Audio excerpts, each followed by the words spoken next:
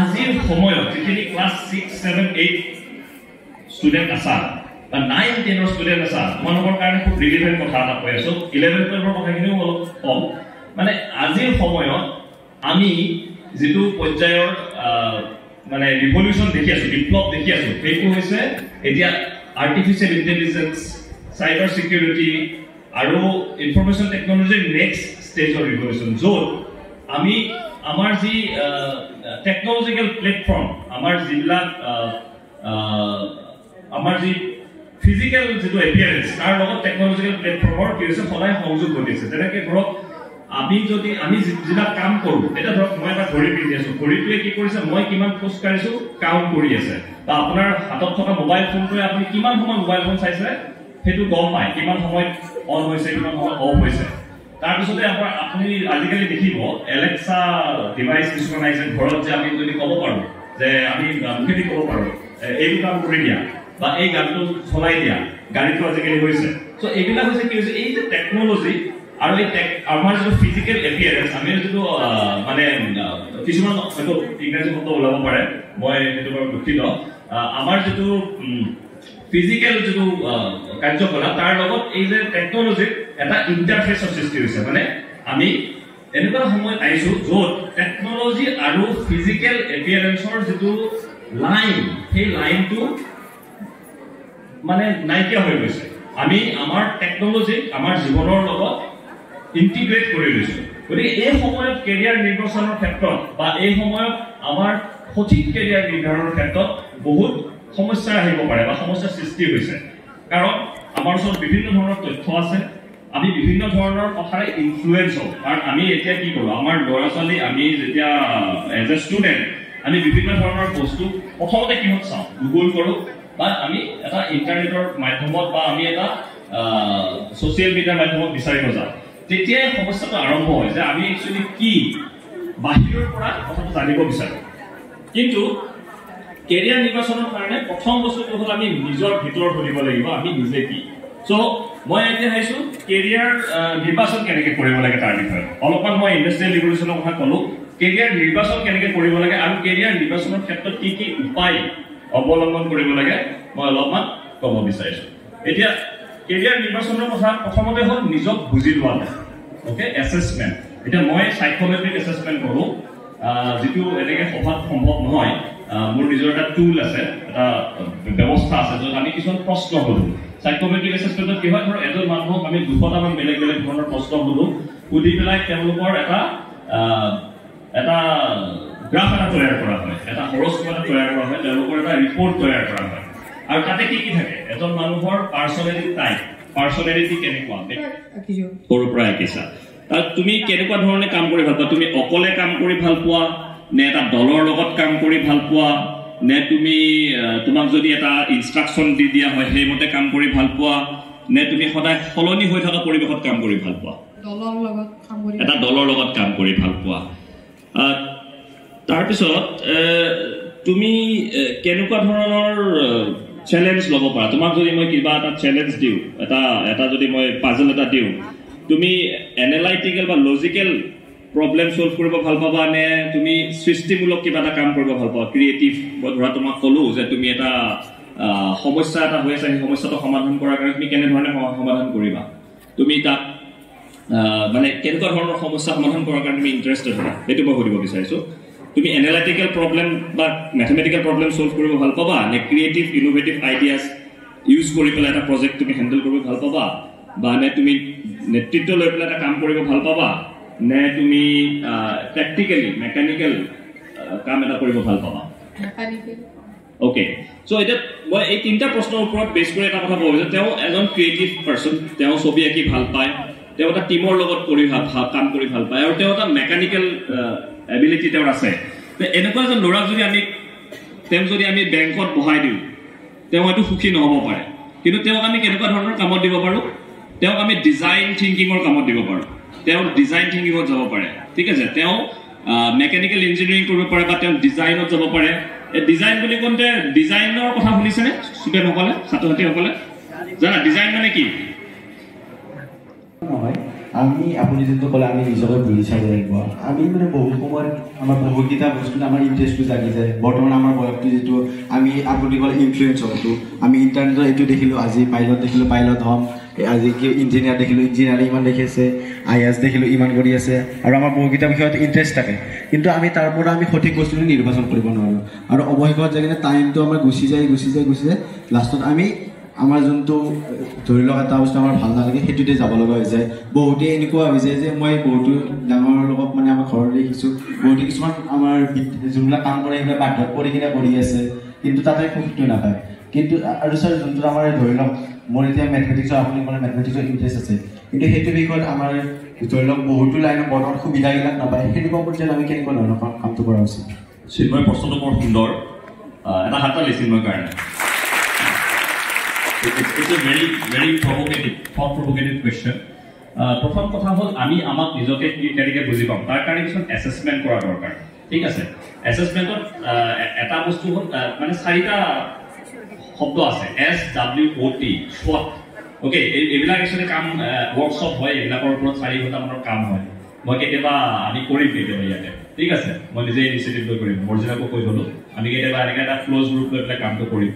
strength weakness opportunity threat 4টা ঘৰ কৰি ল'ব মোৰ strength কি মোৰ weakness কি মানে মই কি ক্ষেত্ৰত সবল মই কি ক্ষেত্ৰত দুৰ্বল সেইকেইটা উলিয়াই ল'ব opportunity মোৰ কি সুবিধা মোৰ এই সফলতাৰ মই যে সবল এই ক্ষেত্ৰৰ পৰা মোৰ কি সুবিধা আহিব পাৰে আৰু threat মই কিখিনি কাম কৰা নাই যিখিনি কাম মোৰ বয়সৰ বেলেগ মানুহে কৰি আছে বেলেগ ল'ৰা ছোৱালীয়ে কৰি আছে সেইটো হৈছে threat আমি যেতিয়া এই SWOT এনালাইসিসটো কৰোঁ তেতিয়া আমাৰ নিজৰ বিষয়ে বহুত বস্তু ওলাই পৰে এতিয়া আজিৰ সময়ত মই এইটো কাৰণে কৈছোঁ যে it is very complicated thing এতিয়া বহুত কমপ্লিকেটেড জটিল বিষয় একচুৱেলি নিজক বুজি লোৱাটো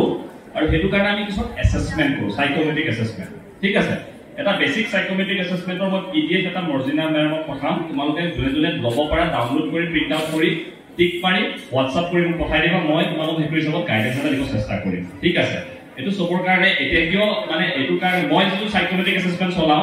সেইটো অকমান খৰচি হয় আৰু প্লাস এটো সময় লাগে 1.5 ঘণ্টা সময় লাগে যদি কোনোবা 2 ঘণ্টা 1.5 ঘণ্টা সময় থাকে গুৱাহাটীত আহিলে মই এটা জায়গা বহু মই এড্ৰেছটো দি দিম তাত আহি পিনে আমি কামটো কৰিব পাৰো 2 ঘণ্টা সময় দিব লাগিব তাৰপিছত মই এনালাইসিস কৰিম তাৰপিছত মোৰ লগত আৰু 3টা মান সেশন হ'ব সেইটো মই কাউন্সেলিং হিচাপত কৰোঁ কেৰিয়াৰ কাউন্সেলিং আৰু সেই বস্তুটোকে আমি ইয়াতে আহি কিছুমান সময়ত কৰিব পাৰো ঠিক আছে আৰু সেইটো বহুত কাম হৈ আছে গভৰ্ণমেণ্টৰ আছামত কিছু কাম কৰি আছে আৰু মই কিছু কামত জড়িত হৈ আছো গভৰ্ণমেণ্টৰ লগতো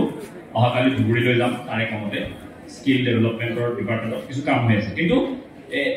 আজিৰ সময়তে মই তোমাক পোনপটীয়াভাৱে কোৱাত অসুবিধা আছে তুমি কেনেকৈ নিজকে উলিয়াই ল'বা কিন্তু নিজকে উলিয়াই লোৱাৰ প্ৰথম কামটো হ'ল তুমি কি ভাল পোৱা লিখি ল'লা তোমাৰ ষ্ট্ৰেংথ উলিয়াই ল'লা কি বেয়া সেইটো উলিয়াই ল'লা তাৰপিছত তোমাৰ অপৰচুনিটি থ্ৰেটটো ওলাই যাব তাৰপিছত তুমি কৈছা মেথমেটিক্স ভাল পোৱা আৰু কি ভাল পোৱা তুমি কি কৰা তুমি গান গোৱা নেকি ছবি আঁকা নেকি মেথমেটিক্স আৰু সায়েন্স তুমি কি পঢ়ি আছা ক্লাছ 10 ক্লাছ 10 ত পঢ়িছা মেথমেটিক্স সায়েন্স তুমি ভাল পোৱা বৰ্তমান সময় সবতকে ভাল খবৰটো হ'ল মেথমেটিক্স আৰু সায়েন্সৰ কাৰণে এটো হৈছে বেষ্ট টাইম ওকে নেক্সট 30 ইয়াৰ্ছত যদি কোনোবাই ৰুল কৰিব গৈ আছে মেথমেটিক্স সায়েন্সৰ মানুহে কৰিব গৈ আছে তাৰ পিছতে বাকিবিলাক আহিব এটা কেনেকৈ মেথমেটিক্সৰ ল'ৰাজনে ডেটা এনালাইসিছত যাব পাৰে ডেটা সায়েন্সত যাব পাৰে সাইবাৰ সিকিউৰিটিত যাব পাৰে কম্পিউটাৰ সায়েন্স তুমি পঢ়িব পাৰা ঠিক আছে তাৰপিছত তুমি যেটো মই ক'লো বাকি যেনেকৈ ধৰা এক্সুৱেৰিয়েল সায়েন্সত যাব পাৰা আৰু তেনেকুৱা বহুত বিষয় আছে ঠিক আছে মেথমেটিক্সৰ তোমাৰ স্কিল ডেভেলপমেণ্টৰ কাৰণে মেথমেটিক্স অলিম্পিয়াডত অংশগ্ৰহণ কৰিব পাৰা ঠিক আছে মেথমেটিক্সৰ এখন ভাল ইনষ্টিটিউটৰ নাম জানানে তুমি ইণ্ডিয়াৰ one of the top institute MIT বিষয়ে জানো স্যাৰ MIT to মানে ম্যাসাচুচেটস ইনস্টিটিউট ইউনাইটেড স্টেট মই ইন্ডিয়াৰ কথা কৈছো ভাৰতত স্যার বিশেষকৈ IIT কথা কৈছো IIT চেন্নাই ম্যাথমেটিক্যাল ইনস্টিটিউট বুলি এখন আছে ঠিক আছে ISI বুলি এখন আছে ইণ্ডিয়ান ষ্টেটিষ্টিকেল ইনষ্টিটিউট তাৰে এটা ব্ৰাঞ্চ তেজপুৰত আছে আৰু কলকাতাত আছে ঠিক আছে ISI Kolkata mainly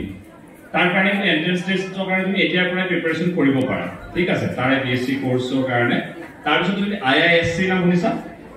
Indian Institute of science তাতে তুমি সায়েন্স পঢ়িব পাৰা ভালকে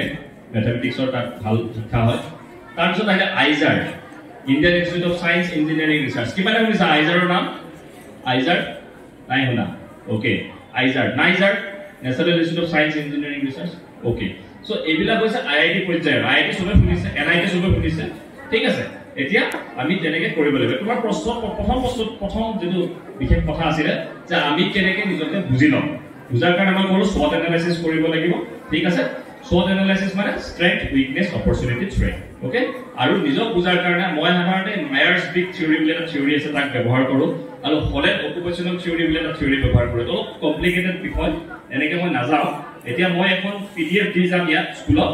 এখন জুনে এক্সেস কৰে তেওঁলোকে এক্সেস কৰি টিক মাৰি WhatsApp কৰি দি দিলে মই তাৰ ওপৰত কিছু গাইডেন্স দিবলৈ চেষ্টা কৰিম ঠিক আছে ডিজাইনিং মা ধন্যবাদ গতিকে আমাৰ ক্ৰিয়েটিভ যোনটো ডিজাইনিং হেতু আছে কিন্তু স্যাৰ মই মানে এনেকুৱা হয় যে মই কেতিয়া কোনো দক্ষতা বিকাশৰ ক্ষেত্ৰত মোৰ বহুত ডিস্ট্ৰাকশন আহি পৰে আৰু স্যাৰ মোৰ এনেকুৱা লাগে যে আমাৰ মই যে কিবা এটা কাম কৰিব লাগিলে মই যে তোমাৰ ভিজুৱেলাইজ টু যেন নোহোৱা হৈ যায় মানে স্যাৰ মই কি নোহোৱা হৈ যায় আপোনাৰ কিবা নোহোৱা হৈ যায় মানে কি কিবা মই বুজি পোৱা নাই প্ৰশ্নটো পিছৰখিনি যোনটো কামত মোৰ বিশেষ ইণ্টাৰেষ্ট বা অনুৰাগ আছে সেই কামটোত মই স্যাৰ কৰিব বিচাৰিলে মোৰ এনে আৰু মনে মোৰ ইণ্টাৰেষ্টটো জাগি উঠে কিন্তু স্যাৰ মোৰ মাজে সময়ে মানে স্যাৰ ডিস্ট্ৰাকশন মানে স্যাৰ ভিজুৱেলাইজটো নোহোৱা হৈ যায় আৰু স্যাৰ মোৰ এনেকুৱা লাগে যে মোৰ দক্ষতা মানে স্যাৰ মোৰ সকলোতে আছে কিন্তু স্যাৰ মই কৰিব কিবা এটা কাম কৰিব বিচাৰিলে মানে সেই দক্ষতাটো স্যাৰ মোৰ নোহোৱা হৈ যায় গতিকে স্যাৰ এনে বিশেষ সমস্যাটো প্ৰথম কথা হ'ল তোমাৰ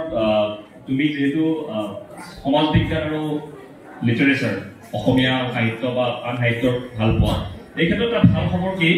বৰ্তমান সময়ত ক্ৰিয়েটিভ যি সৃষ্টিশীল ব্যক্তি তেওঁলোকৰ বাবে বহুত কেৰিয়াৰ অপৰচুনিটি আছে তেনেকুৱা ধৰণৰ ব্যক্তিৰ কাৰণে তুমি অকল অসমীয়া সাহিত্যতে পঢ়িব লাগিব বুলি কথা নাই তুমি কালচাৰেল ষ্টাডিজত যাব পাৰা ঠিক আছে কালচাৰেল ষ্টাডিজ বুলি এটা ছাবজেক্ট আছে গম পোৱা তেজপুৰ ইউনিভাৰ্চিটিত আছে আমাৰ হয়তো কটনটো আৰম্ভ হ'ব কালচাৰেল ষ্টাডিজ ঠিক আছে তাৰপিছত তুমি জেণ্ডাৰ ষ্টাডিজ পঢ়িব পাৰা লিবাৰেল আৰ্টছ বুলি এটা ছাবজেক্ট আছে লিবাৰেল আৰ্টছ কটনতে আমি আৰম্ভ কৰিছোঁ ঠিক আছে লিবাৰেল আৰ্টছ পঢ়িব পাৰা আৰু সমাজ বিজ্ঞান আৰু ভাষা তাক লগ কৰি বিভিন্ন ধৰণৰ ছাবজেক্টছ আছে ঠিক আছে তুমি মোক পঠাবা মই তোমাক ডিটেইলছ পঠাই দিম ঠিক আছে আৰু নিজৰ কনচেন্ট্ৰেচনটো ৰাখাৰ কাৰণে তুমি কিছুমান বস্তু কৰিব পাৰা প্লেন্টি অফ ৱাটাৰ অলপ পানী বেছিকৈ খাবা ঠিক আছে সোনকালে শুবা সোনকালে উঠিবা অলপ 8 ঘণ্টা 7 ঘণ্টা খোৱাটো দৰকাৰ নিজক ফিট ৰখাটো দৰকাৰ যোগা কৰিব পাৰা অলপ জিম কৰিব পাৰা খেলিব পাৰা চাইকেল চলাব পাৰা ঠিক আছে বেসিক্যালি মিডিয়া বা এই যে আমি মোবাইল ফোনৰ ডিস্ট্ৰাকশন তাৰ পৰা যদি আমি আঁতৰি থাকো তেতিয়ালে মনোবল কৰিব পৰা যায় আৰু দক্ষতা আৰু হেৰি যেটো দক্ষতা বিকাশ আৰু প্ৰকাশ এটা বেলেগ বেলেগ বস্তু ধৰা তুমি দক্ষতাটো প্ৰকাশ কৰিব পৰা নাই কিন্তু তুমি তাক ডেভেলপ কৰি থাকিব পাৰা ঠিক আছে তোমাৰ যিখিনি বস্তু ষ্ট্ৰেংথ আছে সেইটো দেখি ললা দেখিলে তাৰ ওপৰত তুমি কাম কৰি যাবা ঠিক আছে আজি কথা পাতি বহুত ভাল লাগিল মই আকৌ এবাৰ ধন্যবাদ জনাইছো